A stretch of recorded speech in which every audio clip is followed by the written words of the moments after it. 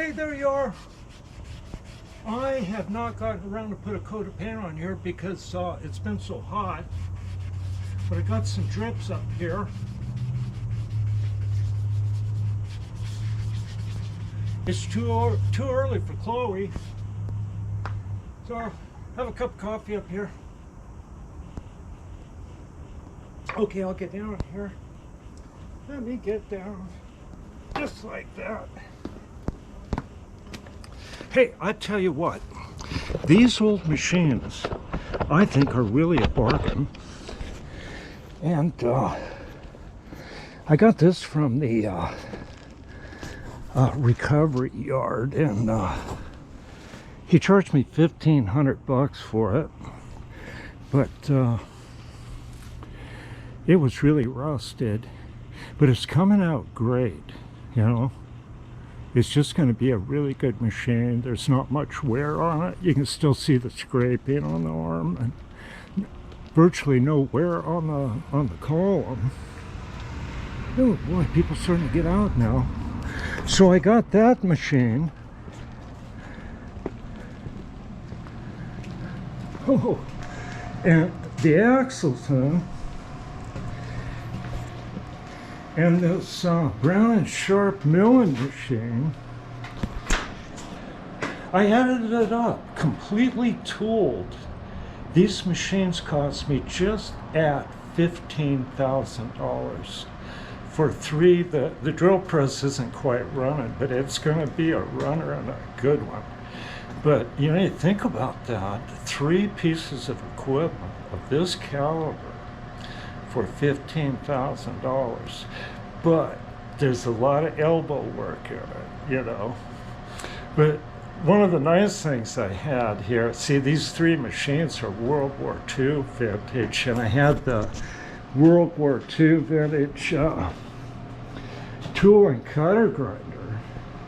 And I'll do more videos on this. I tell you that the videos I did, I managed to get this thing fixed up better, and I was ever able to do using it on the job, because I was always too busy using it. But I got it tooled up real good and could do a lot more with it than I ever could, so it'll be fun to do some of those things. So anyway, I get 3 prime pieces of equipment fully tooled for $15,000. I was kind of poking around looking at smaller import stuff, and I don't know, I think kind of poking around, if you want to save a few bucks and get a lot of bang for your buck, I think looking at this World War II vintage in particular, if you're not in a big hurry, it works just fine. And I'm not in a real big hurry right now at my age. But one of the things I noticed, I was kind of poking around at lathes. There's this one internet site, and they like freak out if you find a lathe like on the internet and go, hey, look at this lathe. Oh, you could get kicked off and stuff like that. And I mentioned a lathe early. When I was doing videos, probably more than a year ago, go, wow, there's a neat lathe at HGR, and somebody goes, oh, they tried to pull that stuff out. I go, hey, I'll talk about lathes on my channel. I'm not a freak like that's on those machinist web forums that actually don't do nothing, you know, they don't do a thing. But I'm pretty busy around here, so I do things. Oh, but what I was going to say is it's hard to find a lathe with a taper attachment. And that was one of the criterias that I had, because I need the taper attachment to make the line bore tooling I can use on that radial drill. See, the radial drill will do more than drill holes. I would probably be better off with like just as heavy drill press, even a camel back drill press is what I was looking for. But I went with this giant radial. It's bigger than life for me here, but I can handle it. because of the line boring function it can do. And this particular Morse speed has a bearing arrangement. The spindle will make that even better. Okay, I'm going to get this little job here and mill it and drill it and stuff, and I'll do a video on that. And I just hope you all having a good day. It's been very, very hot, and I probably will oh yeah, I was going to mention that if you get a chance, you 10EE enthusiasts, check out Outside Screwball. He did a really neat video on the electric lead screw reverse on a motor generator drive machine, and it worked just wonderfully. But I'm going to do a demo on this Macho machine and show you some old-timer tricks flipping in and out of that mode. It's kind of fun. So I'll be doing some more on this for darn sure. Yeah, this is really kind of a specialty machine. But I tell you, I've got two of these, and I'm going to make room for the other. It's a motor generator, and the bearings are out in the generator, and I'm going to replace them. The bearings in the motor generator are in these holders here. So, and that kind of made it easy to change, I think.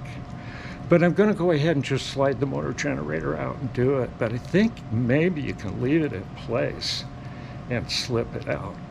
But I don't know. I don't think I want to do it that way. I think I want the whole thing out. So that'll be interesting. And these modern 10EEs are just plain interesting machines. So check out Outside Screwball's threading with a really cool motor generator driven machine using the electric lead screw reverse. Really, really interesting.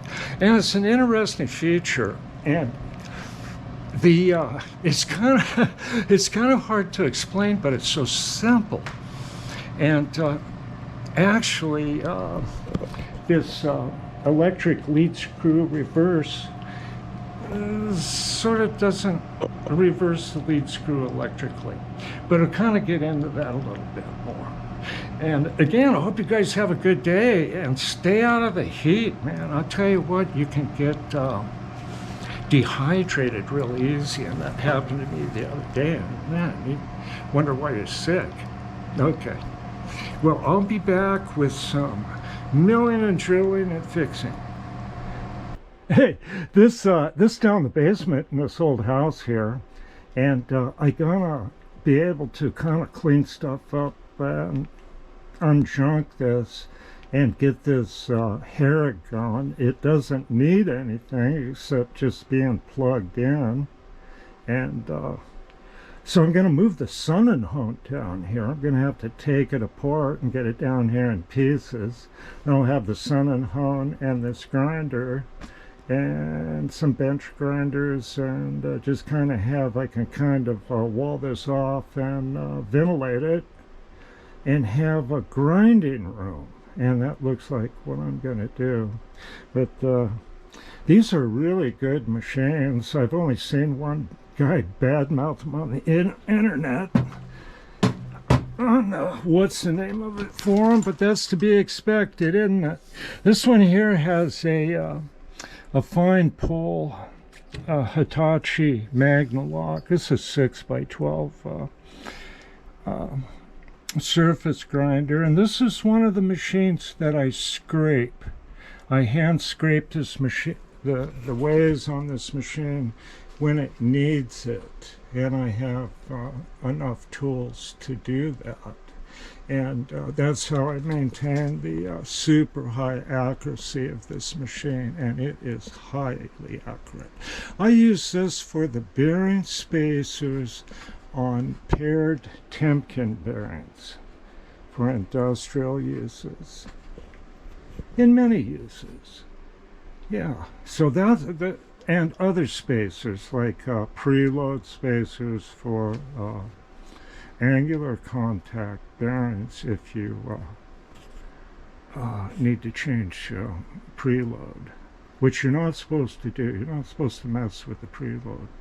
But anyway, that's my little Harrigan. It's going to get going pretty quick because I've got work coming up I'm going to use it for.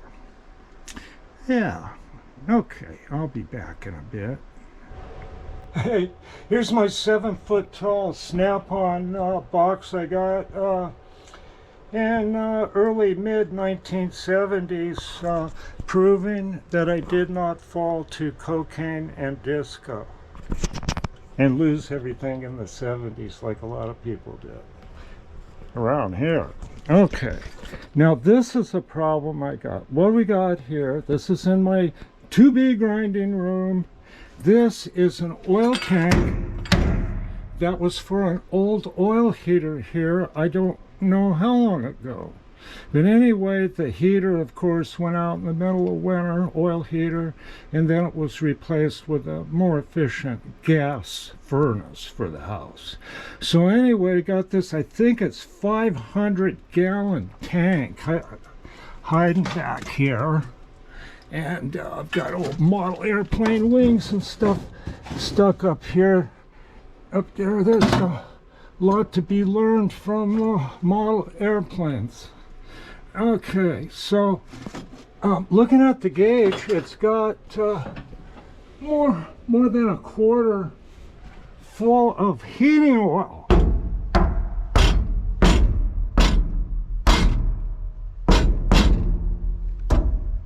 That's oil down there. So I think I'm gonna go talk to Robert at the salvage yard and see if he'll haul this thing, get his guys to take this out for 100 gallons of heating oil. That'd be a good deal for both of us, I think.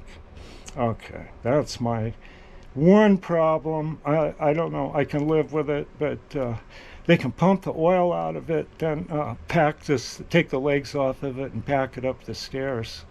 I don't think I want to try it. Okay.